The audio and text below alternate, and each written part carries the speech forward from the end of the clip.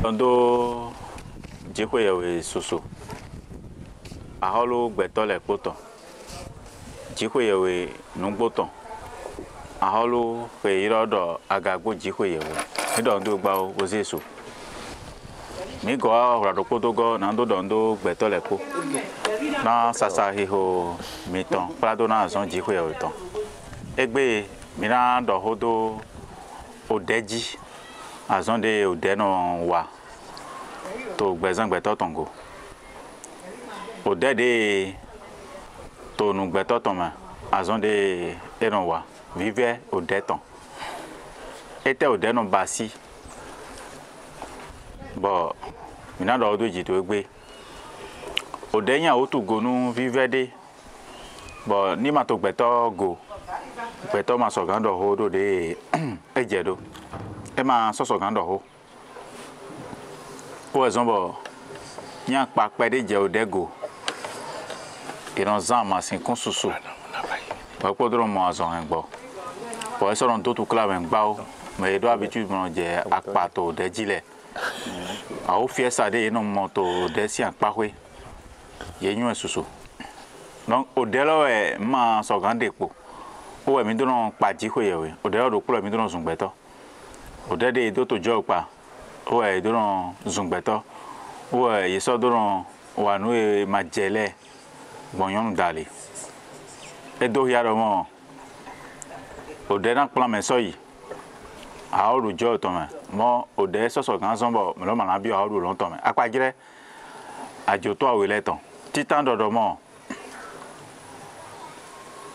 titan do ho ode vo do ni wa yin o fi jihwe oton nugbo ni jete son satinoji eni hunade bo Jesu ekun han modona me do ho dagbe do dide me titan e do hodo woro bo mo do ho ma yin o de sogbe bo awe to wa do ho de sogbe e wa do na me die do to egbe e na du he mi to o to mi ton sin khwegbe e do paradise jikwe oton to fi to egbe mi mo do egbe to na gan bo e wole bo na o de ton e na mo dagbe sigba ni eto hodo susu dide ho winwen do ta o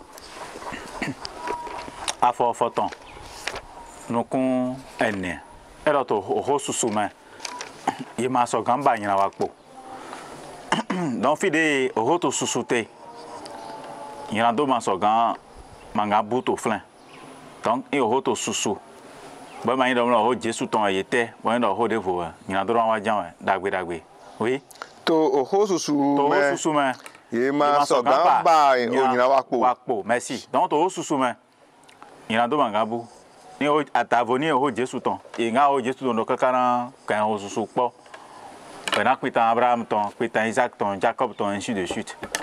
Bon, il y en a d'autres, il y a tout plein. Avant fidé, au jour tomate, bon, et au jour coco. Bon, il me dit, oui, Jacob ton, au tas de peau. À fort, quoi ton coco. Et il me dit, Tommy, mais, soria, nadoni, si sento. Et me dit, soria, Tommy, mais.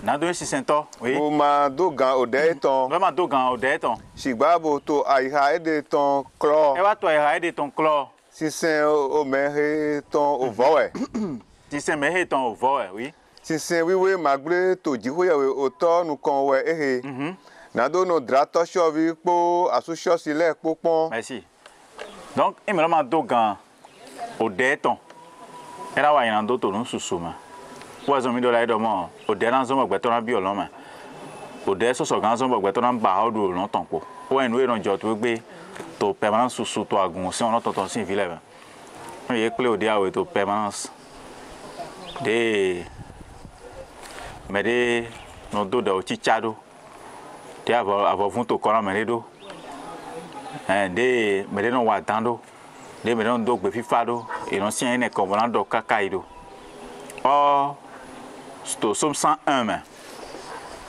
à partir de verset 6. Pour soit au redor de l'ongolo flan, dans mes non tchèques, pour mes non yo déton, do men goto ho e do to afon afon no o emi na no fon bo na no hu men na kan igba lo ton le Bon, oui. Somme 101, verset 6. Nous coucher natin to nous gbo aigba ton lo tongo. Et donc, nous commettons un tinto, nous bonons avec l'autre Lego. Na ye ni do no no he ewo he to zonizin to ali pipe me. Verset 7.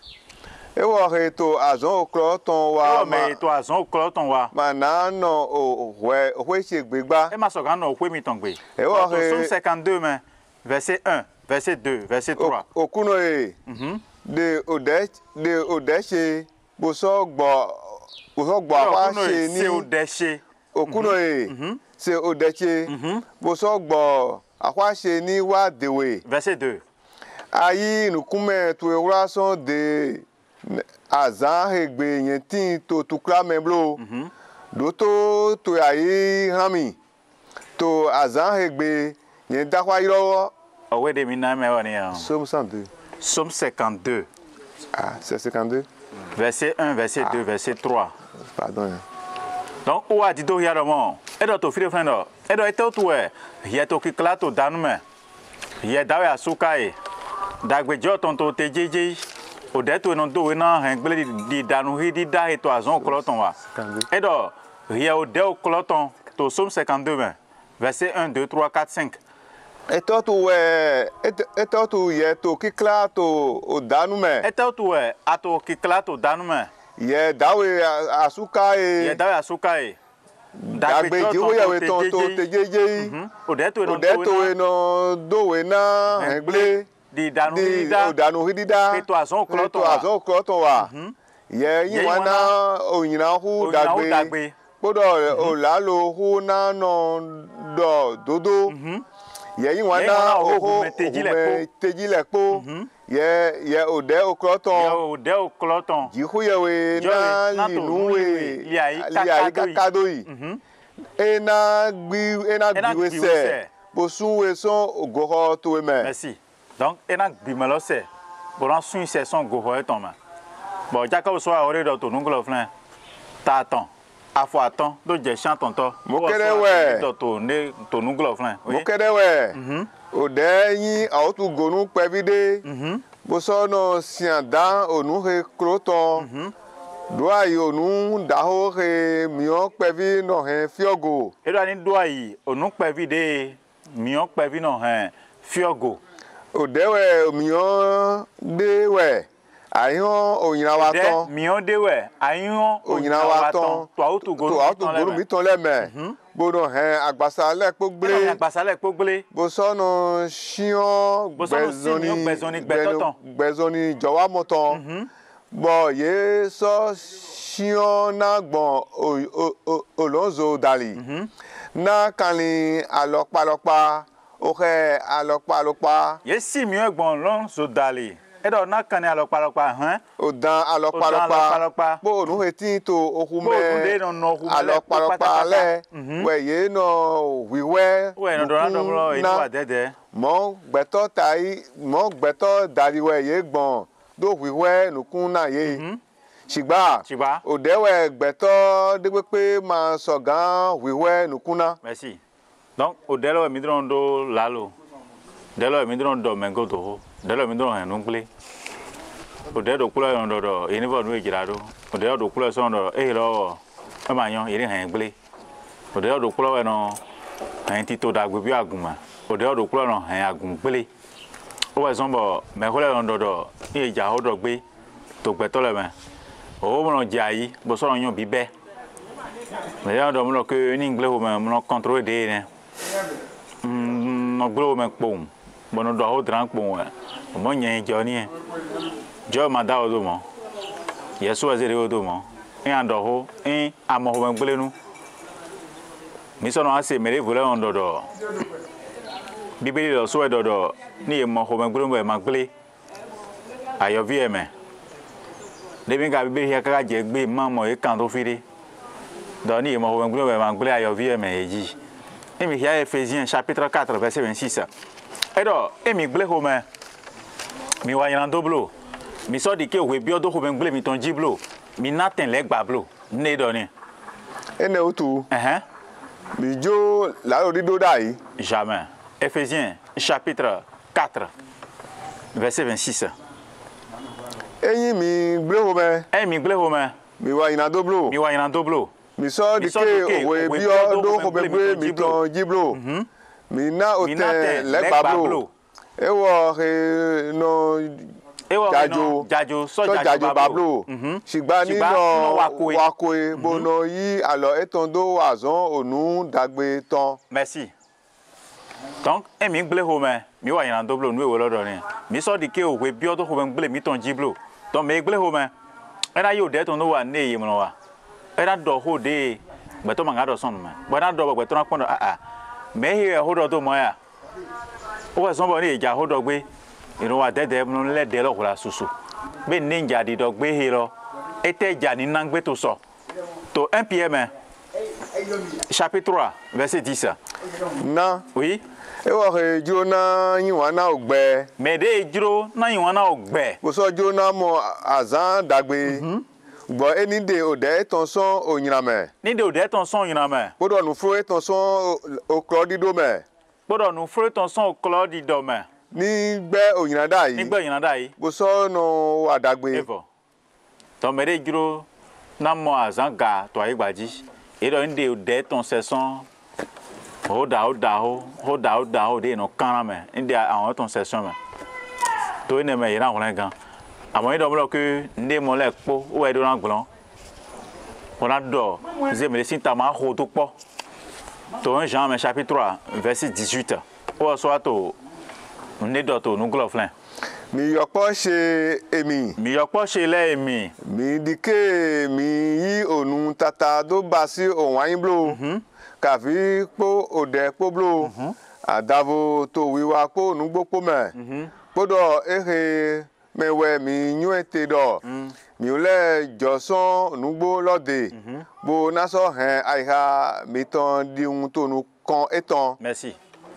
Don holoni Christian do yin me de monte pede ememo ira do ho na kando yise to go no wa bogbe to random no etega wa o gan Adija on do on leko be yin Christian be ho ma jo ho to gbere menu mi na do di o mere mi ho do lo melo edo to wele mi friend do edo to wele mi do to Isaïe me chapitre 27 verset 2 edo ho men gbele ma to mi me edo ho men gbele mi no ho mi le to men gba no me lo wa di do to nglo friend ma oui to azan logbe mi ji han 20 glé oui 20 glé 20 han bibi aton nye okuno to hiho nye na husine to we poponu na mere pe ma na do hen glé nye na ho to azan o klepo ko me gbe Martin to Obegbe Martin to Ohosheme. Merci. Non we edi do ni ma. E do Obegbe ma mi ma. Bo mi le ka no be Obegbe di mo do we do mo o nane mo Obegbe ma gbe ayo vu me ne su de suite.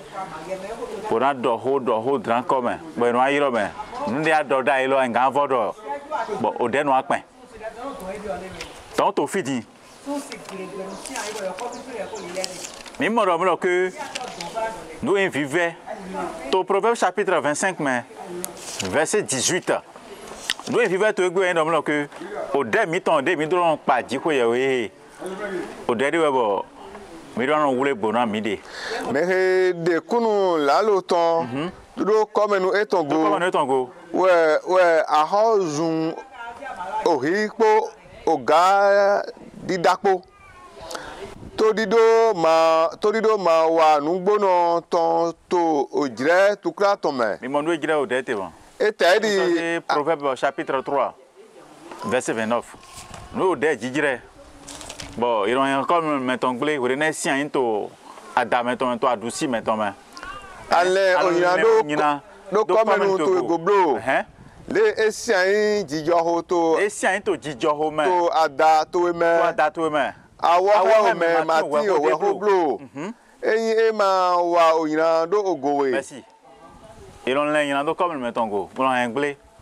ndo nde ma je ho le bo no ayiro mo camera mo be onu Christian to me no e tin ton son ya ado po mi le ye po 6 ans de to 6 ans po to aguma mama o ezombo bibeli dodo edo yin do na luru no do ni na bo eto aguma en le sunu eto donc me de mo do que e mi mo contrôler mi de ganji wa ko do ho e fo mi ni ho do e market ya chi hu ma le ya ho to do fle market àwọn ni do mi na gbon e na chi ho gbon we mi na moto agun le me to gbe beto tin ba ma yan ho do na gbeto o je ka juran do force e ma ka yan ho do de no do ho gbeto do simple e ma yan do me do na do ho bora hen no susu gbele to gbeto go bo le mi pon to sen chien et homme et do ye mana hen kunde la loton to comme Togo Exode 20 verset 16 et do ye mana hen kunde la loton do comme Togo nde au saint chien et to di donnier ye mana hen kunde la loton do comme Togo merci donc nous y comme to mais y comme to pa to kunde la loton lo e ma nyon an kunde la loton me logo wa hen gbele o e baile ko te do plopo o de do plopo donc mi mo do o de we to ke me na gbeto me nu e don dote e klo gbawo wa so mi gbon fi o do an Christian le po do bo wule na o de to nu me na gbeto e so mo ye do ale onu susu ton jijo ho a holu da ho gboton e na no ahwa me po ton me jijo na tin la hanu me le po hallelujah.